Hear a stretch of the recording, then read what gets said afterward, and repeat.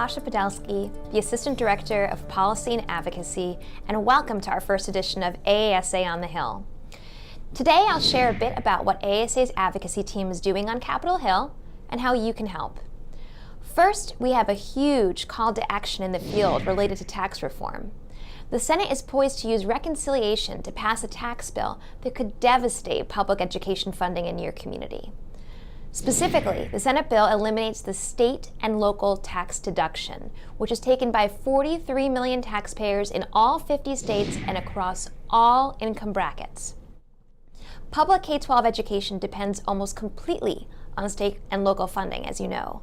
And since the beginning of the tax code, the federal government has helped states and districts make it easier to raise the funds necessary to pay for public education by allowing taxpayers to deduct their state and local taxes from their federal taxable income.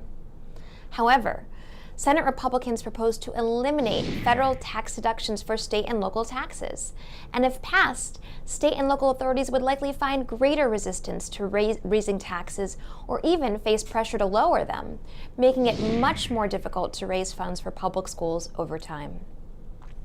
Local tax deductions promote spending in one's own school district, while state taxes can be directed progressively across school districts, countering the inequities generated by local revenue bases.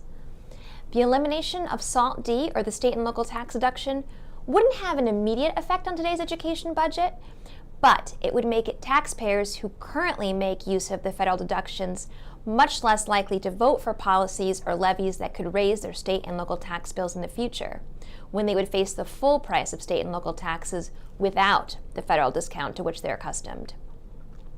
High-income taxpayers who currently itemize state and local tax payments would also feel the impact of eliminating these deductions, as would the beneficiaries of state and local education spending, like public school students, throughout the entire income distribution in their states. An analysis by the National Education Association has found that eliminating SALT D will lead to a $250 to $300 billion cut for public education over the next 10 years. So, how can you help us defeat this? Right now, on the homepage of the AASA website is our call to action. We provide you with a specific telephone script you can use to call Capitol Hill, as well as an email template. All you have to do is dial and read our script, or cut and paste our words into an email. So please take a few moments today. It really does make a difference.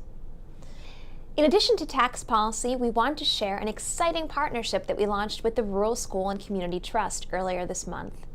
By joining forces with one of the most influential leaders in rural education and policy, we hope to do an even better job of serving our rural school district leaders and providing programming and opportunities that make you a more effective advocate for your school system and school leader generally. To show you what you can begin to expect from this partnership, please check out our website and download our new report called Leveling the Playing Field for Rural Students.